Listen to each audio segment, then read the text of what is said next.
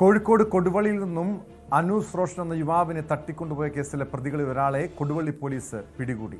തട്ടിക്കൊണ്ടുപോകാൻ വേണ്ടി സ്കൂട്ടറിലെത്തിയ രണ്ടുപേരിൽ ഒരാളായ കൊണ്ടോട്ടി സ്വദേശി മുഹമ്മദ് നിയാസിനെയാണ് പിടികൂടിയത്. കർണാടകയിൽ നിന്നും കോഴിക്കോട്ടേക്ക് വരുന്ന വഴി കൽപ്പറ്റയിൽ നിന്നുമാണ് കൊടുവള്ളി പോലീസ് പ്രതിയെ അറസ്റ്റ് ചെയ്തത്. വിവരങ്ങളുമായി ആസാദ് മുക്കം ചേരുന്നുണ്ട്. ആസാദ്, ഈ കേസിൽ കഴിഞ്ഞ മാസം 22-ാം തീയതിയാണ് ഈ കൊണ്ടോട്ടിയിൽ എത്തിച്ച് ഉപേക്ഷിച്ച നിലയിൽ ഈ അനൂസ് റോഷനെ കണ്ടെത്തിയത്. അതായത് ഏകദേശം 5-6 ദിവസത്തിന് ശേഷമാണ് തട്ടിക്കൊണ്ടുപോയി യുവാവിനെ കണ്ടെത്താൻ കഴിഞ്ഞത്.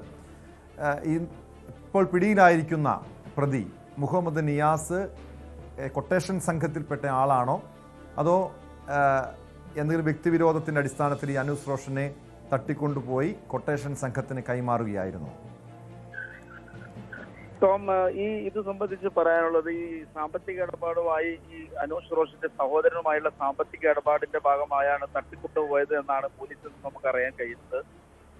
ഇന്നലെ രാത്രിയാണ്, ഇന്ന് പുലർച്ചയോടുകൂടിയാണ് കർണാടകയിൽ നിന്നും കോഴിക്കോടേക്ക് വരുന്ന വഴി കൊണ്ടോട്ടി സ്വദേശിയായ പ്രതിയെ കൊടുവള്ളി പോലീസ് പിടികൂടുന്നത്. കഴിഞ്ഞ 17-ാം തീയതി ആയിരുന്നു, കഴിഞ്ഞ മാസം 17-ാം തീയതി ആയിരുന്നു ഈ അനൂസ് റോഷനെ ഒരു സംഘം ഒരു കാറിലും ബൈക്കിലും എല്ലാം എത്തി തട്ടിക്കൊണ്ടുപോയത്. പിന്നീട് 22-ാം തീയതി കർണാടകയിൽ മൈസൂരിൽ നിന്നും ടാക്സി കാറിൽ കയറ്റി കൊണ്ടോട്ടിയിൽ എത്തിച്ച് അവരുടെ ഇറക്കി വിടുകയായിരുന്നു ചെയ്തിരുന്നത്. ആ സമയത്ത് തന്നെ ഈ കാറിന്റെ ഡ്രൈവറെയും ഈ അനൂസ് റോഷനെയും പോലീസ് കസ്റ്റഡിയിലെടുക്കുകയും പിന്നീട് തുടർ അന്വേഷണങ്ങൾ നടത്തി അതിനുശേഷം രണ്ടുപേരെ ഇത് സംബന്ധിച്ച് രണ്ടുപേരെ നേരത്തെ അറസ്റ്റ് ചെയ്തിരുന്നു. രണ്ടുപേര് ഈ അനൂസ് റോഷന്റെ ഫോൺ നമ്പർ ഉൾപ്പെടെയുള്ള സ്ഥലങ്ങൾ ഐഡന്റിഫിക്കേഷൻ ഉൾപ്പെടെ ഈ സംഘത്തിന്, ഈ തട്ടിക്കൊണ്ടുപോയ സംഘത്തിന് നൽകിയ രണ്ടുപേരെയാണ് നേരത്തെ അറസ്റ്റ് ചെയ്തത്.